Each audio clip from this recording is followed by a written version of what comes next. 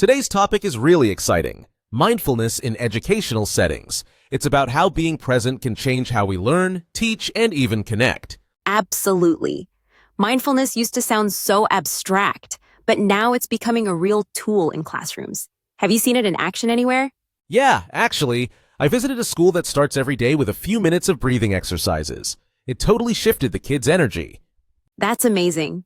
I read that mindfulness can lower students' stress levels and even boost academic performance, kind of like giving the brain a mini spa day.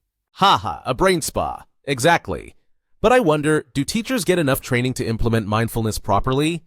That's a good question. Some programs offer workshops, but it's not universal. It's like giving someone a bicycle but no lessons on riding it. So true. I feel like mindfulness needs to be part of teacher education itself, not just an extra. Definitely. Otherwise, it risks feeling forced or superficial. Authenticity is key, right? Right. Plus, students pick up on authenticity immediately. If a teacher is just ticking a box, the kids won't buy in. Exactly. But when it's genuine, the classroom becomes this calmer, safer space. Have you ever felt that difference? Oh yes. In mindful classrooms, students seem more willing to participate and even take creative risks. Creativity really thrives in calm environments. I wonder, does mindfulness help with behavior management too? Big time. One teacher told me she has fewer disciplinary issues after incorporating mindfulness routines.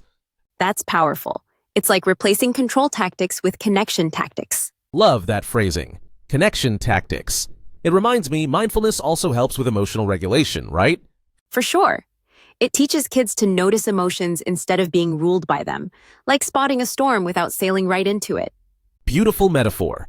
It also makes me think, how young is too young to start mindfulness? Good point. Some experts say even preschoolers can benefit. It's more about adapting the practice to the age group. Like using playful breathing exercises with little ones instead of formal meditation. Exactly. Making it feel like a game, not a chore. Otherwise, they'll resist it for sure. And what about high school students? They're at such a turbulent stage. They might actually need it the most. Teaching mindfulness at that age could help with stress, peer pressure, even identity struggles. Yeah, but teens can be skeptical. It needs to be framed right. Maybe showing them the science behind it.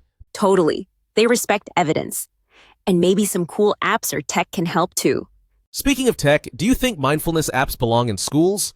Carefully used, maybe, but I'd be wary of making mindfulness another screen-based activity. True. The whole point is to reconnect with the present, not more screen time. Exactly. Sometimes the simplest practices are the most powerful, like 5 deep breaths. So simple, yet so easily forgotten. I'm curious, do you practice mindfulness yourself? I try. Even just a mindful walk to get coffee changes my day. How about you? I do morning journaling. It clears the mental clutter before the day starts. That's awesome. Personal practice definitely deepens our ability to guide others. Totally. You can't teach what you don't live, right? Right. Speaking of teaching, mindfulness isn't just for students. It can reduce teacher burnout too. That's huge. Teachers are under so much pressure. Mindfulness could be like an oxygen mask for them. Love that image. Help yourself first so you can help others. Exactly. And when teachers model calmness, students mirror it. It's like emotional contagion, but in a good way for once.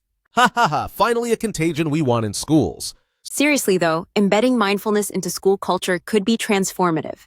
Agreed. But I wonder, how do schools actually start that process? Maybe pilot programs first. Start small, measure impact, build momentum. Good idea. And involving parents too, right? Definitely. If kids get mindfulness at school but chaos at home, it sends mixed messages. True. Family workshops could be a great extension. Totally. Make it a community practice, not just a school practice. I love that. Mindfulness weaving into the fabric of a community. Not just an isolated lesson. Exactly. It's a way of being, not a box to tick. So, summing up, mindfulness helps students focus, manage emotions, connect with others, and even boosts creativity. And it supports teachers' well-being, improves classroom dynamics, and can ripple into families and communities.